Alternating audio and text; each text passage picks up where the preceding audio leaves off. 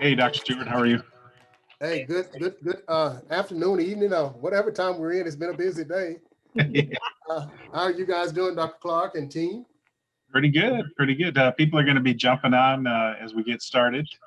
All right, those of you that just joined us, if you could please go ahead and set your microphone to mute.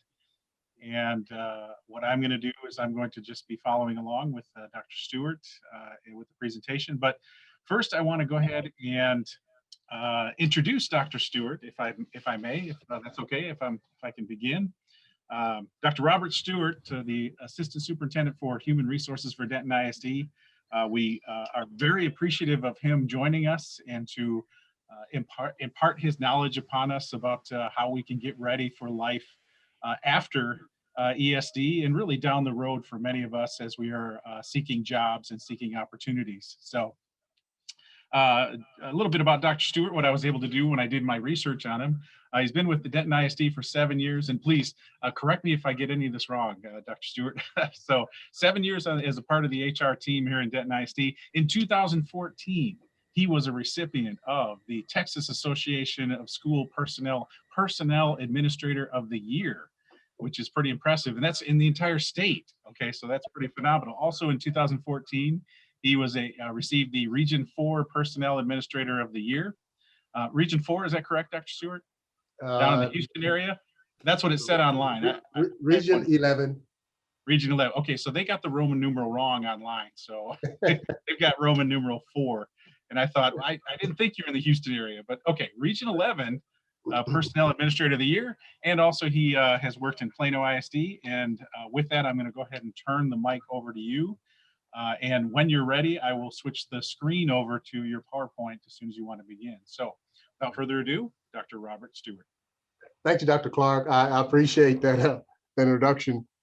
There's a lot of information out there on people, some true and some not true. It's 13 years here in Denton ISD to be exact. So, we don't go around monitoring and watching what people put out there on us.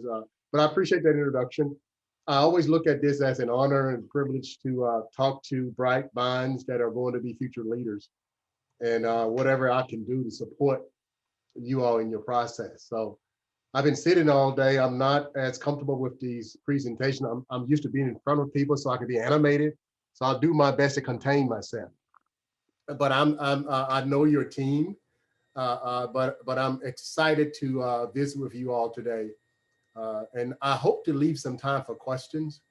You all will be the first recipients of this new presentation that I put together in a day or so. So that's my disclaimer. If I mess up on anything, if I'm not clear about anything, it's because you guys are the first ones to hear this particular piece. Though I know quite a bit about this area because I've been doing this now for over 20 years. Recruiting and preparing teachers, you name it. But I want to get a feel for how many people are we talking to today, and what process are you all in terms of becoming, hopefully, a teacher leader? So, Dr. Clark, can you answer that? Or do you know juniors, seniors, sophomores, or what?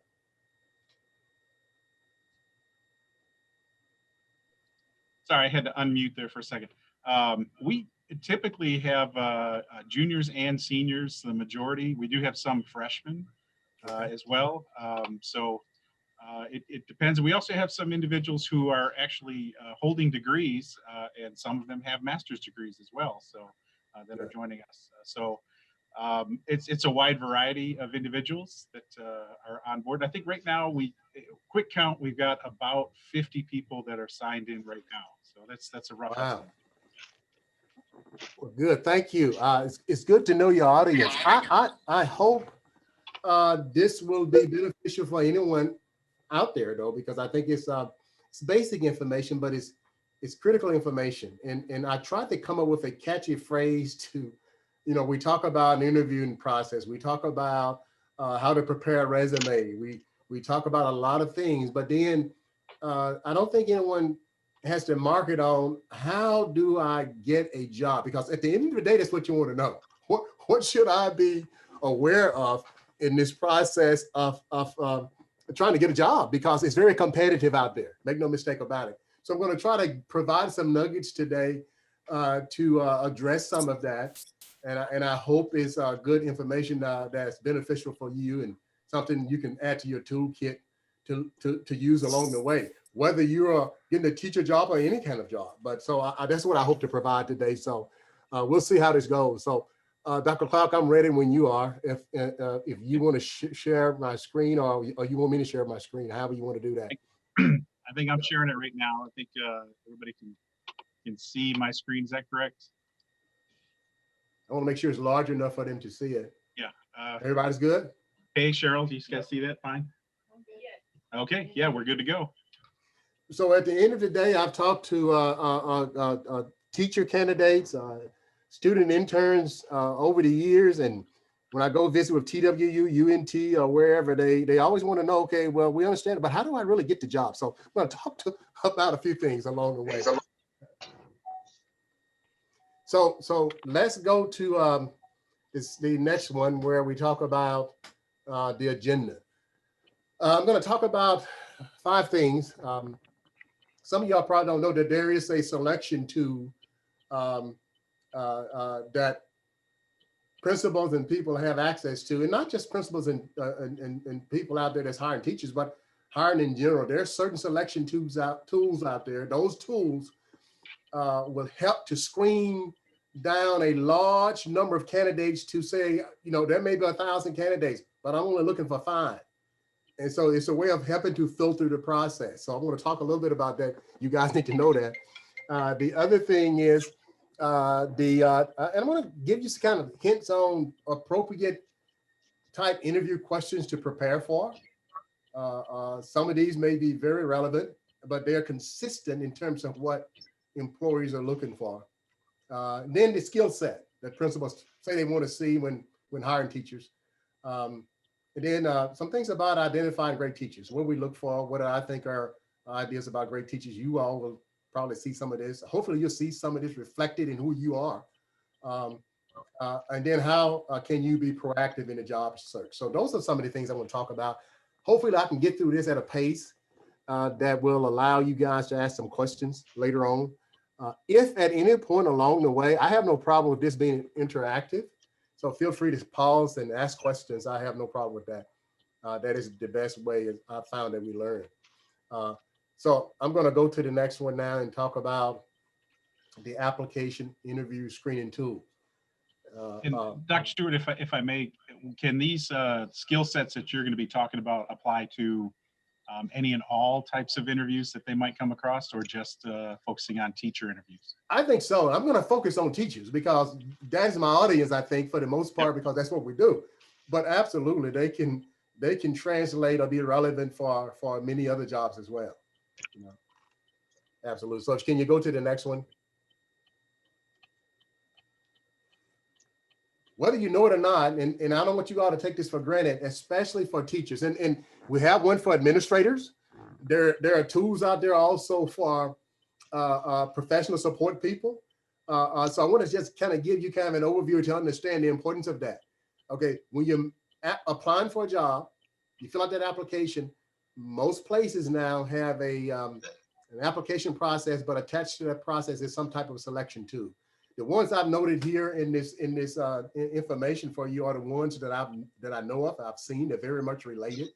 The Gallup Teacher Insight is one we use for identifying great teachers. That's what they call it. The other one, there's a Gallup Principal Insight. There's a Gallup Support Staff Insight. The EPI, which they call Teacher Match, they have the same process. They have one for teachers, support staff, administrators, for various jobs. Okay, so be aware of that. The Teacher Fit is one that's pretty specific for all types of employees. And then we have what you call HumanX, used to be called Ventures for HumanX. I studied and researched all these tools as an HR person because I brought the first tool to Denton ISD. But the gist of these tools is to try to get to a level of narrowing down candidates. So if we got a large pool of candidates, and I can't talk to every candidate out there, all things being equal, your competition, they have the degree, they have all the skill sets, they interviewed well. It might come down to how can I filter through a huge pool of candidates to get down to just a select few. They may use the screening tool as the tool to do, as the process to get there. And so when you see that out there and when you do application, most school districts, if not all, will have some type of tool. Don't take that for granted. Do your best on that. They are supposedly predictive. I said supposedly, I think it is. I did the research on one, the Gallup one, of an applicant's potential to do well in the job. Some people say, well, is that a behavior test? Nah, well, maybe, but it's been normed and it's been validated based on what they think are the attitudes and characteristics of great people in your particular area. And in this case, I'm talking about teachers. And so do not take it for granted. Do your best on it. There should not be any right or wrong answers. You can't guess it or figure it out. These are supposed to be natural, reoccurring things that are on the inside of you. So be honest, be open, and relax and take the test. Many last anywhere from 30 to 45 minutes. Some may be a little shorter. But always remember to do your best and be honest on these tools.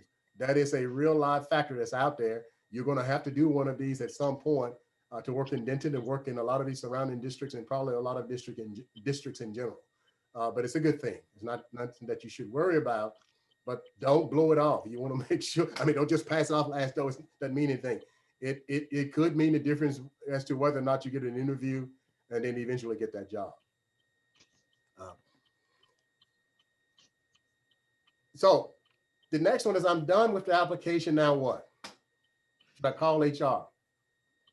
Well, what I will say to you is most school districts now, they have a process in place where all of the principals, all of the supervisors have access to your application. They have access to that score if it pertains to their particular domain. And so what you want to do is don't burden the HR people. I get resumes all the time, but what I tell them is that principals will contact you when they have a vacancy. It's their choice in terms of contacting you and visiting with you about their application, their process, about their vacancy. Most places will post your jobs, but for teachers, it's a year-round process. So just assume there are vacancies. We have campuses that will post specific vacancies. They didn't used to do that, but now they do that. So always be on the lookout for potential vacancies that are out there. Right now, we're in our hiring season. This will be our hiring season starting starting June.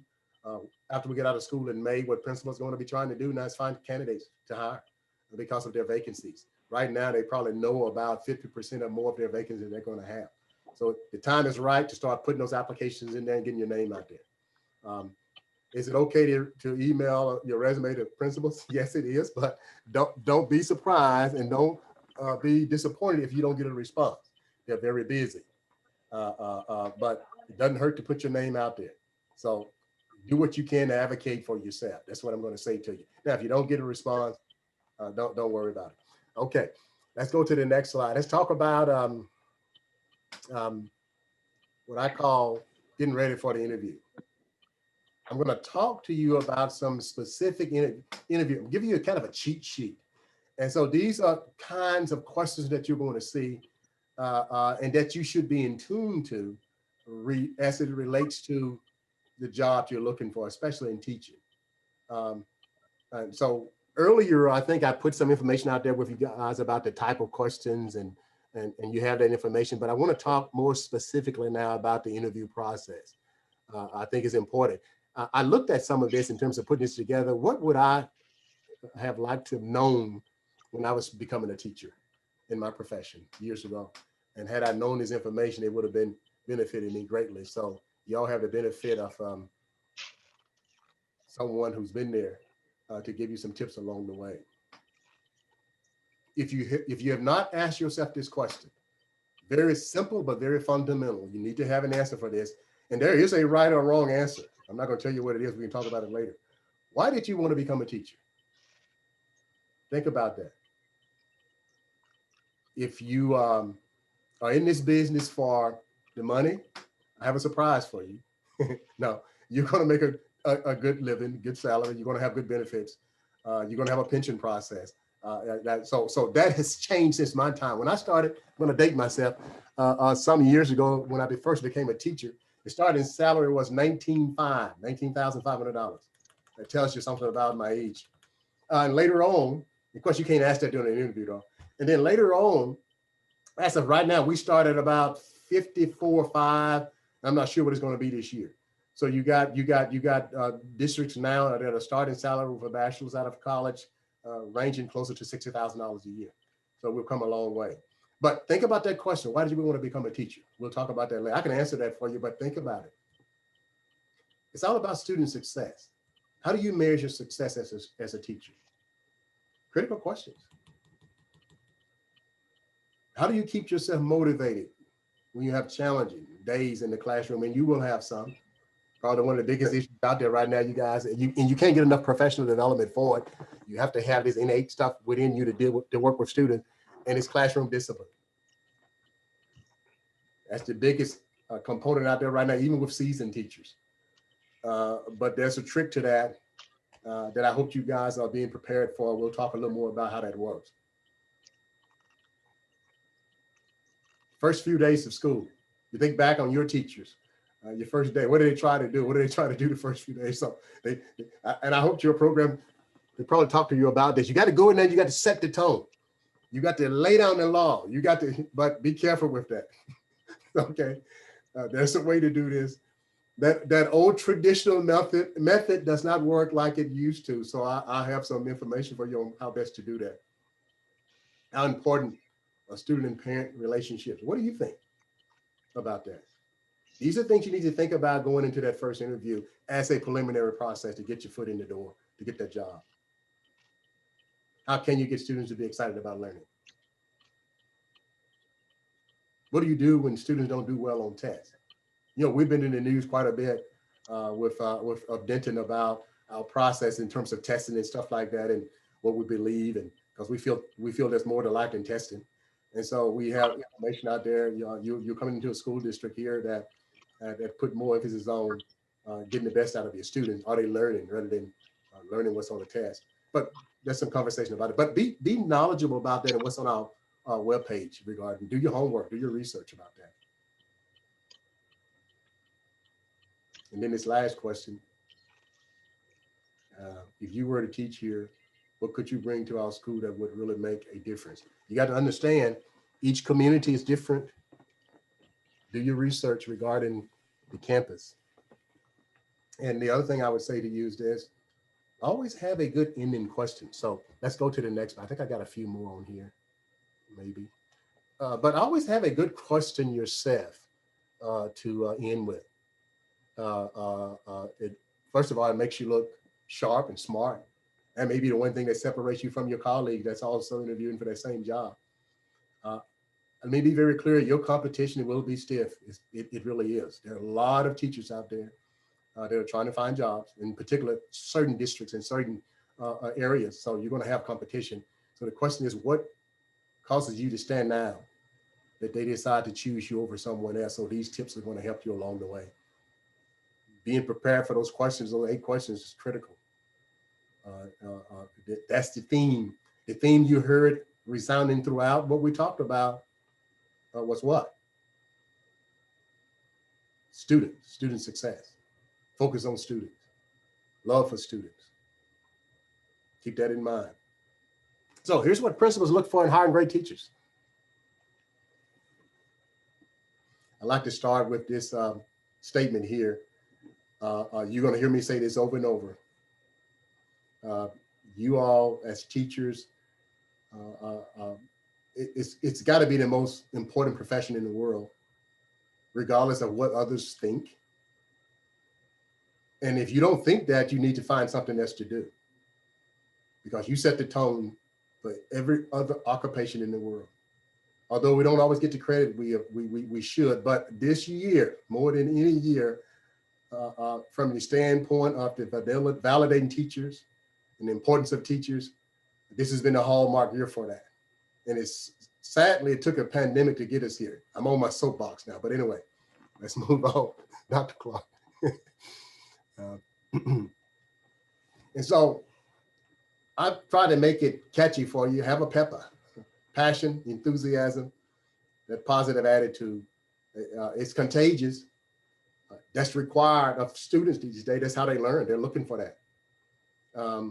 This has been repeated over and over by principals in terms of what they're looking for. Passion for kids and passion for teaching. You notice I said passion for kids first, because that is where it starts. If you don't have a love for children, you're in the wrong profession. And you're going to be tested in that. You're going to know your craft. Your programs are going to prepare you well for the pedagogy part of that.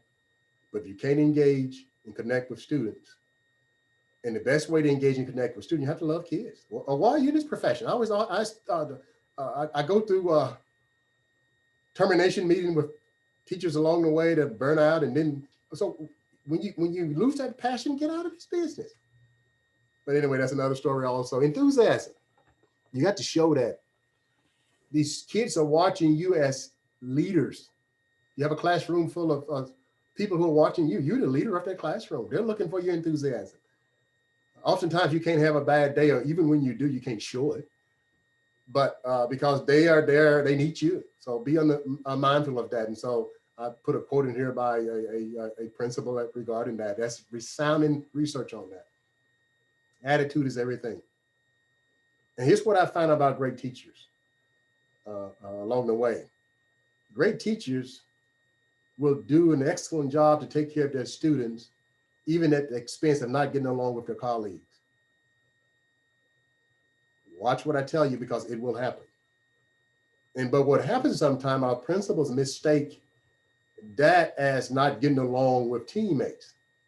But it might be that the teammates are not as passionate as you are about your kids, and they're trying to pull you away from your kids. So you're probably not getting along. I would say work at both though. You want your colleagues, you want to be a good colleague. But believe me, talented people, when they are engaged and focused on students, they sometimes forget that part about getting along with everyone, because they're going to advocate for kids, and that's okay. Identifying great teachers is the next thing I want to talk about on my next slide. I think that's right. How do you identify great teachers? What do you look for in great teachers? The next slide talks about what falls under that category. We visited a little bit about this already, but I want to hone in on this because this is critical. Motivation. You will see that in some of the questions when they ask those questions. You go back to those questions, it's in there. So motivation is critical. What drives you? So there are mission themes in some of these questions that they're going to ask you. What is your mission? What drives you? I hope and love for students. What gives you satisfaction? I hope that means seeing students succeed, seeing that light bulb turn on in their faces, because no one is going to give you credit. We're starting to get more now, but that's where you get your satisfaction from, making a difference in the lives of kids, seeing that light bulb come on. I never forget my first grade teacher and my fifth grade teacher. I can tell it, I mean, this many years, I know who my better teachers were because they cared about me, and I knew they cared about me. They didn't care about me and just name only, a statement only. They demonstrated each and every day. Went above and beyond to make sure I was successful, or I learned this proposition or whatever it was that day. That's what you'll do. So what is your mission? It's got to be innate. It's got to be deeply ingrained in you. Relationships, relationships, relationships. You'll hear that over and over. Without it, you won't connect with students. Because somehow students have an innate way of understanding whether you're sincere, whether there's integrity in you when you're dealing with them. And here's what happens for the most part, even those what we consider most difficult students who are having all kinds of issues in their lives, when they find a great teacher that cares about them and connects with them, they will do the work in spite of whether they want to do it or not. They'll do it for you. That's great teaching. You're going to have students that are down and out, but they'll do it because of their care for you, because of the love you show for them, and because of what you pour into them. That's the difference. That's when you know you're making a difference. That third one is a trick question, guys. If I was being interactive, I'd ask some of you in the crowd to answer that for you. Do you want your students to be your friends? Show of hands. How many would say yes to that? Are you seeing the hands out there, Dr. Clark? The other one is, so what do you think the answer to that is? Anybody? Some of the people on this call, do you want your students to be your friends? No, I don't So see any hands that is up. an interview question. Did you know that? Go ahead. I'm sorry. They'll have to unmute and say yes or no. Oh, okay. That's all right. I didn't know if they were chatting or raising their hands in the thing or not. But hey, how would you answer that question, Dr. Clark? And put you on the spot. So for that one, I would definitely say it's not so much that you want to be their friend. You want to be their advocate, their mentor, somebody they can go to, and you have that relationship. But make no mistake about it, you are the adult, they are the student, and you have to cultivate that relationship to help them facilitate their behavior and facilitate how they can become outstanding individuals. Good answer. Hey, that's a typical answer. Yeah. What's wrong with saying yes? Because somewhere along the way, you would have already established that rapport where your students know which line to cross. It's a given that you're the leader in that classroom, that you're the authority in that classroom. If me being their friend in their eyes causes them to want to learn and get more from me, and I can pour more into them, okay, why not? It's just a statement. So, but I'm talking, it's how you view it. I'm just, so be that's a tricky type question, but be careful with that one when you're out there. They're going to ask you that at some point along the way. So have a good, well thought of answer for it, regardless of how you answer that. But it's okay. Regardless, it's okay. Most people say, well, no, I don't want, so that's the same question as, do you want your, do you want your students to respect you? Yes, don't you? However, so be careful with that one. Instructional approaches is the third one. I said this earlier. You guys are going to know your stuff. Your program is going to prepare you well. But I hope that programs are using a diversity of innovative techniques. That's how students learn these days. You're going to need to know your technology stuff now, because they're learning more so like that. We're starting a virtual academy this year for our students, just given what has happened in the pandemic, because we may not have all of our students return to brick and mortar. So we're gonna do a diversity academy. A virtual academy this year. It's already posted. We got the principal for that. So those are the things you have to understand. Things are being innovative and changing. You have to always be a student yourself. How else are you going to bring the best of innovation and techniques to your classroom? What different strategies do you use to engage students in learning? And you're going to need these tools in your toolkit because there will be some students who are more difficult to reach. So what are the tools you have to apply toward that? Lots of research and information out there on that stuff. And to the extent that you can do that, it's going to measure your success in this business. It's a great profession. It's a challenging profession, but it's a rewarding profession. I say that to you. How do you tailor instruction to student needs? You know, it used to be, we talked about students, and you guys you learn this probably in some of you learn this in your special ed classes. Well, IEPs, individualized educational plan for special ed students. I would bet to say that all students need somewhat of an individualized instruction plan nowadays. So think in terms of having an IEP for all of your students. What that means is that you got to get to know your students individually. There's no one size fits all in terms of teaching. That's why the relationship is so important. You got to know your students and know how to reach all of your students. That's what I will say on that area. I'll beat that enough, so let me move on. Be proactive.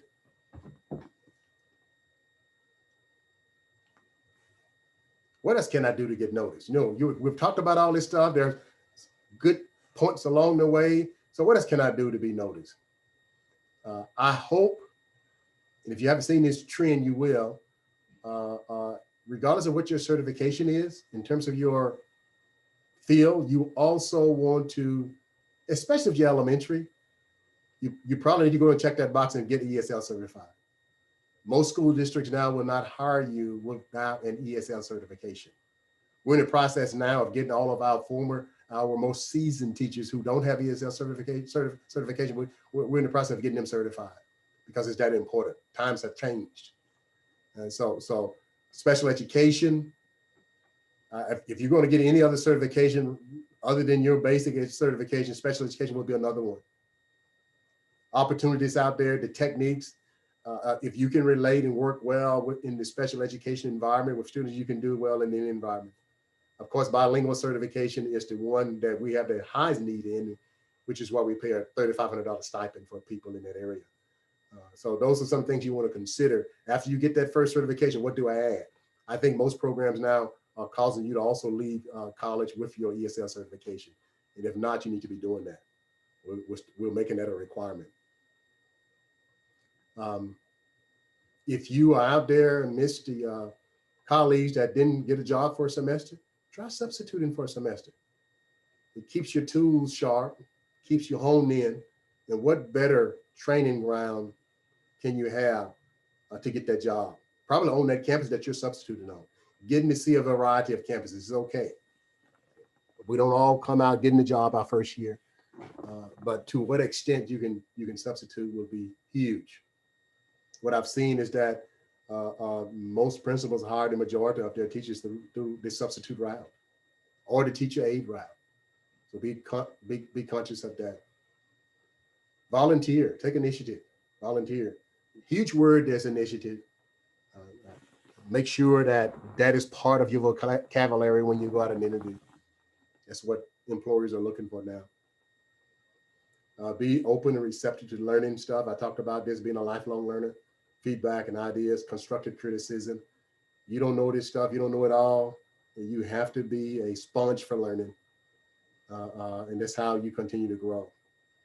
So accept feedback and ideas and changes. I hope that you coming out with a lot of the things that you're learning in your universities now and applying it toward the job that you're going to be getting, that people are open to you as well, because you're going to bring a wealth of knowledge that people that are already out there have to go back and get, doing professional development. So you have a lot to bring to the table, so be proud of that.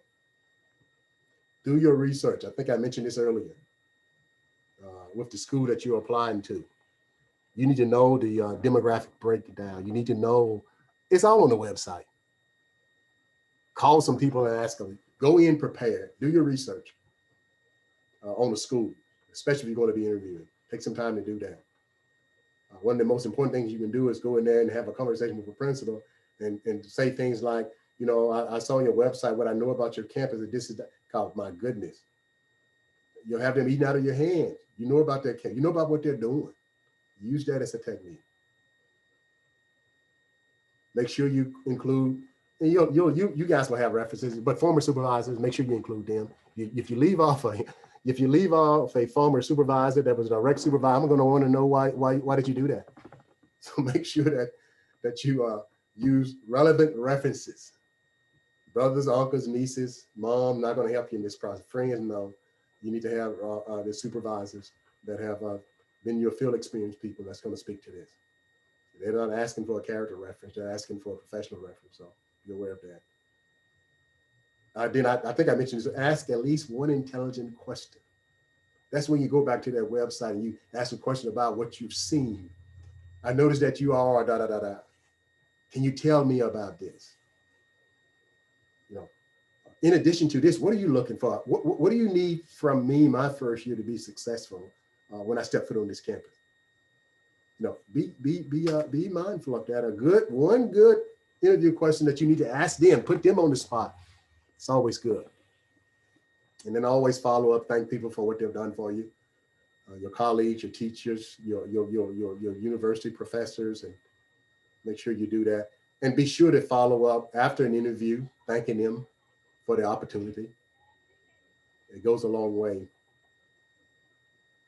And last but not least, don't give up.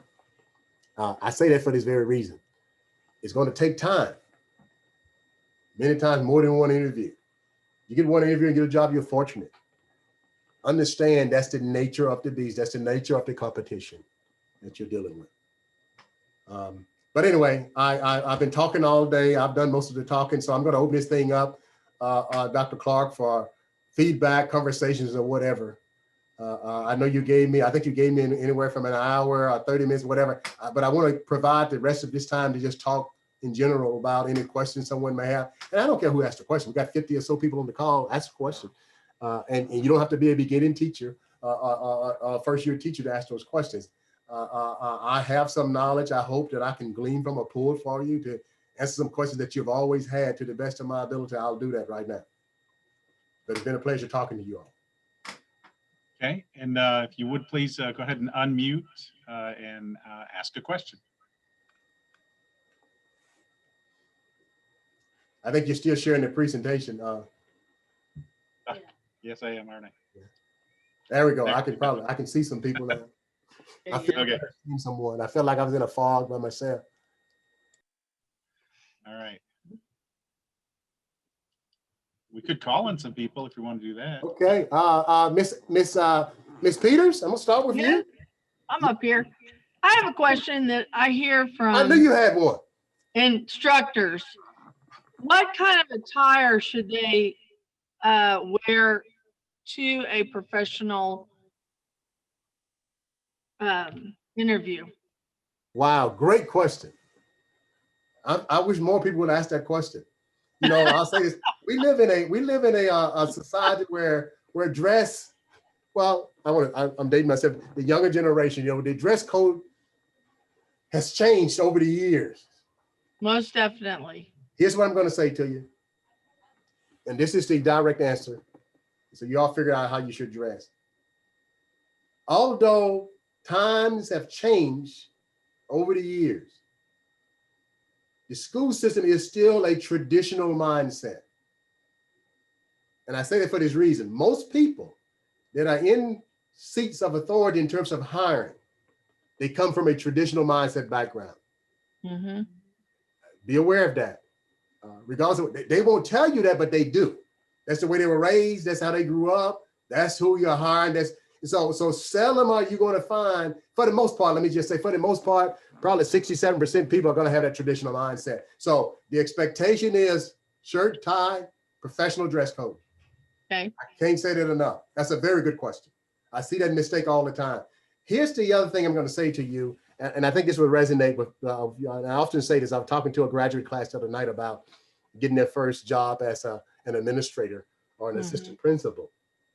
And I said, one of the most important things I can say to you about the interview process, other than all this other stuff I talked about, is that first 5 to 7 minutes. I think I did a presentation on that. You did. That's critical. Don't take that for granted. Implicit biasness are taking places. I can say that because I'm in HR all along the way.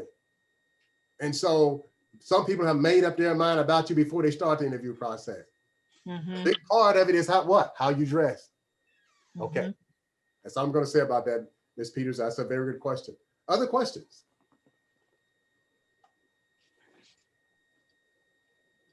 Come on, guys. Any other questions?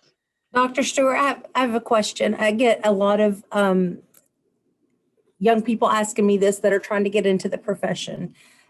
Should potential candidates, job candidates, go ahead and email a principal before they get an interview, or once they've applied for just a general job, should they email principals? I mean, on me, that's a good question, Dr. Guajardo. I would say, I could say most principals don't want you to do that. And they want me to tell you all not to. But I'm going to say to you, put your best foot forward. You don't know, because you never know when a principal might decide, okay, here's a fresh resume and I'm looking for somebody I'm going to look at it. But let me answer that question this way also. Your best interview and getting your foot in the door is when you substitute teach, or when you student teach, or when you do your intern. And you should make sure that you make the connection with that campus principal, making sure they have your resume, because they talk to their colleagues along the way also. That is how you leave that resume for them, especially if you see a vacancy. But if you're on that campus during the day, student teaching or whatever, hey, you have credibility. Do all you can to put your best foot forward. Make sure they have your resume, and make sure they understand that should a vacancy occur, I would hope you would consider me. But part of that means that you should have done a good job when you were out there, because you're actually on the job training when you're out there, one way or the other. You have access that other people don't have access to because you're on that campus at the moment. But absolutely, I'm never going to deter you from sending a resume, because at a minimum, what they might do is save it somewhere and drop it in a file until they need it. Dr. Waters laughing, she knows what I'm talking about. Good, very good question. Very good question. If you ask a principal that, they would say, no, don't send that to me. But because they're busy. But I say send it. Okay. What could it hurt? Other questions? You got a quiet crew here. It must be late. It's after, oh gosh, it's after 3. Dr. Stewart? Yes. I have a question. Can you talk a little bit about their resumes? Should they, I know the last time you spoke with ESD, you did a short little thing about kind of what to put on a resume, what to leave off of the resume. Yeah, I think the basics here's why I say the basic, because if it's your first resume, if it's your first job, the hiring agents and the principal, they're going to have a pretty good idea where you are. They want to know certain things. First of all, they want to know, you want to make sure you have this highlighted on there somewhere. Are you certified to teach in what subject area? Okay. They're going to know you got a degree and all of the information. So that basic information. So one pager is good, because they're probably going to go through 50 of those resumes to make a decision about 1 or 2 vacancies they have. So quick reader access is what they want. Do things that stand out. If you've done some things that are a little more extraordinary than most colleagues, add that information on that resume. That's very important. Hey, Savannah Morris has a question. All right, go Savannah. Yeah, I did. Hi, I'm Savannah. I'm a sophomore. I don't really have, I guess, what you would say like a serious question, but like, what's the most rewarding like moment, or one of the most rewarding moments that has happened in your like career? In my career? Yeah. Wow, that's a good question. We said you have a good question at the end of the interview. That's a good question. I don't know. I say that. I would answer that like this: when people I've mentored or I've had an opportunity to pour my life into come back and thank me for that, or I see those fruits in their lives, some things they're doing to be successful, that would be my answer. I get my joy from that, of knowing that I made a difference, and when I can see that alive in others, that makes me proud. It does me well. Yes, that's my heart good. I've got a lot of awards in my life. I've done a lot of things in my life, but it's the little things that people don't consider or think about, and it's making a difference. And you guys get to do that every day when you're dealing with students. You really will get to do that, and that will be your greatest reward, because it's been mine. Other questions? Is Catherine? Did Catherine have a question? I understand out there somewhere. She had one in the chat. She says she's heard stories about teachers being hired at the school where they student teach at right after they graduate. I know it depends on the district and openings, but how often does something like that happen? It happens quite a bit, to be honest, Catherine. It really does. Especially the ones they feel have done a great job. Because what happens sometimes is most campuses, we hire a lot of teachers. We hired over 360 some teachers a year ago in Denton, and that number is going to continue to grow. I'm not sure where we're going to be this year, but most campuses, and I've heard from high school campuses, I've even heard from Dr. Guajardo when she was there, they see a candidate they like, they get a vacancy, they're going to recommend that candidate because they see what they've done already on that campus. And there are a lot of factors into hiring for principals, guys. You have to understand this. A lot of it has to do with, the makeup of their team. If they have a seasoned team with a lot of seasoned teachers, they may decide to bring in a younger person on that team because there may be some teams with a lot of young people and they may be looking for somebody more seasoned. A lot of factors go into that when they're making their decisions. But absolutely, it happens quite a bit. And I'm glad it happens. Okay. All right, we have a question from Ethan Nicholson. He says, would you consider going for districts or schools that are brand new as opposed to, or as a new applying teacher? That's your preference. Everyone likes going into a new school. But I'm going to evaluate a school based on the culture and climate of that campus, of that school. What I see, based on my research, because in the end, the shiny pennies don't always turn out to be the most value. They're still a penny. So what I would say to you is base that on your interview process, whether you like that campus, the people you've gotten to see during an interview process. Hopefully, most of you all will have several choices. And that's a good thing to happen too, because now you're getting to make a decision as to where you want to be based on what you found from those campuses that resonated with you. Okay.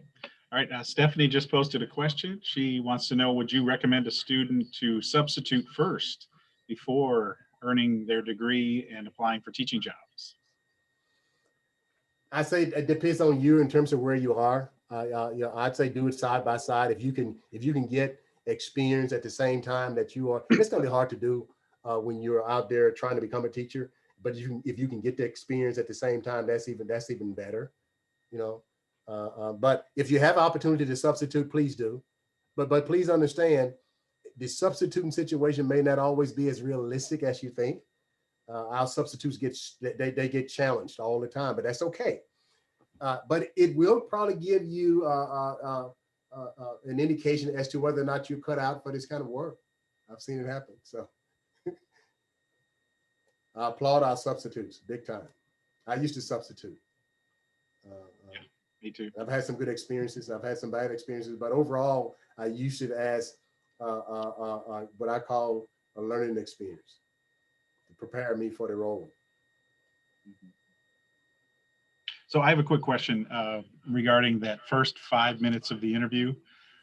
Dr. Stewart, when in this day and age with COVID, the answer might be different than what it was 2-3 years ago, but would you recommend somehow greeting each of the individuals on the interview panel when you walk in? It used to be you would shake their hands, but I don't think you would want to do that now. What would you recommend for somebody who just steps foot in and as each individual on the interview team is being introduced? I'm hopeful we won't always be in a pandemic, because I love the personal touch. I think here's what I would say to you. I'm a fan of greeting everyone for sure, because it's during those moments where in that first 5 to 7 minutes that you get to set the tone. You get to build your confidence, and you get to show and demonstrate some assertiveness. And believe it or not, you have people sitting on these interview teams. They got different modes of what gets their attention, and regardless of that's a good attention getter. It's good to do that. I'm always eye contact is very important too, isn't it? During that, excuse me. During that process, is eye contact critical? Absolutely critical. Again, confidence. That first 5 minutes, you have to exude with confidence, because what you're saying is, I got this. I know this job. I've been prepared for this job, and this may be the only moment you get to shine. And so that's your moment. Use it to your advantage. And there are techniques to get you prepared for that. But you need to own what I call, you need to own the moment for that first 3 to 5 minutes of your interview. That sets the tone for you. I try to set up situations that allow students or people that we interview to do that. I get them to talk about themselves, something they know that gets them warm, because a good interview will set the tone to make sure that the interviewee is successful. And I think it's important, but not everyone will do that. I do that because I'm HR. So, but good question. Very good questions, team. Very good questions. And Taylor Meek has a very good question too. She's a psychology student. She says, I'm not trying to be a teacher per se, but would you say that these qualities talked about in the presentation also apply to school counselors as well? Absolutely. You're still, at the end of the day, you're working with kids, you're working with communities, you're working with parents, and you're working with colleagues. Absolutely. Okay, any other questions? Oh, got another one coming. How important is it for educators to have a presence on social networking sites like LinkedIn? Good question. Oh, now you're starting to get to some of my pet peeves, and I'm glad you said LinkedIn, because LinkedIn is supposedly more of a professional site or you're out job hunting. But guys, not all social media sites are created equal. I can go on for days. I do presentations and talking about how employees get in trouble with social media. There's a reason it's called social. That's where people hang out to do social things. And they didn't say professional media, they said social media. So be careful out there in the social media realm. I can't say that enough. Some of that stuff you can't take back, some of that stuff you can't erase. Matter of fact, it'd be my recommendation. I understand social media is for, really was created for younger people. However, you need to be careful in that environment. And I say this for this very reason. I know for a fact, man, they shouldn't be doing this, but this is what they do. I have seen a lot of people that appear to be great candidates lose the job because someone researched them on social media, Facebook, those type things. LinkedIn, I have a LinkedIn account, so I guess it's okay to do but it's a professional category. So be very careful with that. There are workshops. We do a legal, we do a legal workshop every year about the ills and benefits of social media when it comes to employees. It's a real situation, so be careful. That's what I would say about that. But LinkedIn, yes, I like LinkedIn. Okay, any other questions from the group? All right. Okay, I think we can go ahead and wrap it up now. I know this has been a long day for you, Dr. Stewart. You've been in meeting after meeting, and we truly appreciate this time that you've given us and this insight as well, because I know we've got some high quality individuals working for us. I see them every day, and I know that they will benefit from the tips and pointers that we can give them to help them beyond life, beyond ESD. So again, on behalf of the whole entire program, I know I can speak for my colleagues. We truly appreciate you doing this for us. So thank you very much. I thank you guys for the opportunity. Dr. Guardo would tell me, took me out of a cabinet meeting that I needed a break. so no, I'm just joking, but in some ways I'm not.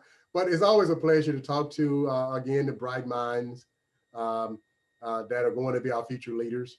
That's going to be making a difference in the lives of people, the impact you're going to make. So whatever I can add to that anytime, I'm here.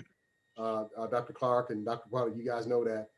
So anytime I can be of assistance and supporting you along the way, please reach out. I enjoy this. This is one of the pleasures of my day because I deal with stuff that's not always pleasurable, but this is one of the pleasures of my day, and I appreciate you all for giving me the moment to do this. Okay, thank you all. And good luck to you in your careers and your endeavors, and have a great year. And are you okay with me sharing your PowerPoint with them for individuals who might have more questions? I created it for them. Absolutely. Right. Okay, that sounds good. And this is also recorded, folks. If you want to come back and look through this again to pick up on some of the conversation, feel free to do so. So again, thank you so much, and everybody have a great day. Thank you guys. Have a good one. Yeah.